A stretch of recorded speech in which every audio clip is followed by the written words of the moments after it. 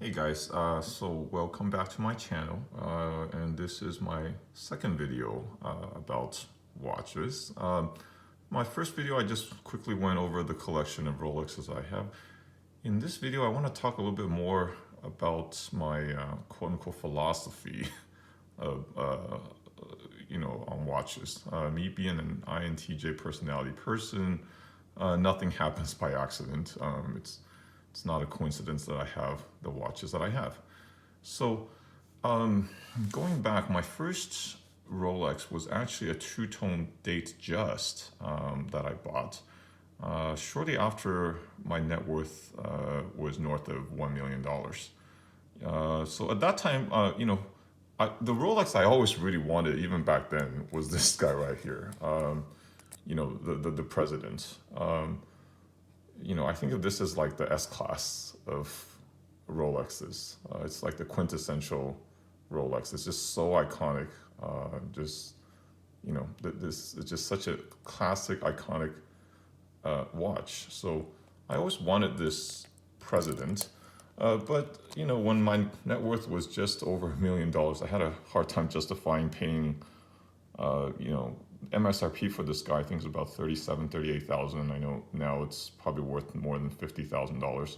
So I had a hard time justifying, paying that amount of money. Although, in hindsight, I probably could have bought it even back then, or bought my first watch even earlier. And I'll talk about why that is at the end of the video. So keep watching, guys. Okay. So my first watch was a Datejust. I got it from an authorized dealer. I paid MSRP for it. At that time, guys, believe it or not, once upon a time, you could actually, get a watch for below MSRP. That's hard to believe at this point. But, I went to the authorized dealer because it was my first Rolex. It was a major purchase for me at that time. And I didn't know too much about watches. I didn't want to risk getting ripped off or getting a counterfeit or, having the watch break on me, so going to an authorized dealer really gave me peace of mind. The service is of course excellent, and they offer an extended warranty. So lots of good things about buying from an authorized dealer. And again, there are certainly reputable secondary gray market dealers out there. So to each their own, I guess. But anyway, I went with an authorized dealer, and so it was a two-tone Datejust. I really, really loved that watch. Because I wore it everywhere. What was important for me was that it had the bezel, so even from a distance, everybody can tell that it was a Rolex. It was two-tone, so it was just a very, very versatile watch. I really like two-tone for that reason. So some people start off with a stainless steel watch. I never had a stainless steel watch. I started off with a two-tone Datejust, and with the two-tone, whether I'm wearing my gold Hermes or my silver Hermes belt, it matches well. So it's just, a very versatile watch. Two-tone watches are. So I had the Datejust, and then I got this GMT Master 2. I travel sometimes, not as much as I like to. So GMT Master 2 was quite functionally useful to be able to tell different time zones at a glance. Had this one, and then eventually I did buy the Rolex that I always wanted, the President. I didn't get it with any diamonds or anything like that. I feel like that's a little over the top. I'm buying this for the fact that it's a gorgeous watch, and it's mechanically excellent, being a Rolex, but I didn't go for the diamonds. And then I did get this for my wife to match, or I should say she made me buy it for her too. So she's like, "Hey babe, let me put some diamonds on it." I'm like, "No, let's not do that." Not just a money thing, but it's just I just feel like the really, really iced out Rolexes. I mean, I don't know, to each their own, but that's just not for me. I like these classic designs. Um, I mean, all gold and all rose gold. I mean, I think that's plenty flashy enough. Okay, so back to my watch philosophy, guys. I really think everybody everybody. If guys, if you can afford a Rolex or any other, high end watch like a Patek or an AP, I say go for it. There's quite a few reasons for that. First of all, whether you like it or not, people will judge you. By the way you dress, by the way you carry yourself. That's just our society. So guys, you may say, hey, I don't really care what somebody walking down the street thinks of me. Okay, fine. Um, what about when you go to a high-end restaurant? What about the valet? What about your wait staff? There's been a few times when me and my wife, we go to a high-end restaurant. Maybe we didn't have a reservation, which is rare because me being an INTJ, I do usually like to plan out my dates. But let's say we don't have a reservation. We walk up and the hostess is like, what, sorry, sir, it looks like we're fully committed for the evening. But let me see what I can do. They come back and say, oh, you know what? Maybe we do have a table for you. Um, I was wearing my Rolex President, and my wife was wearing hers.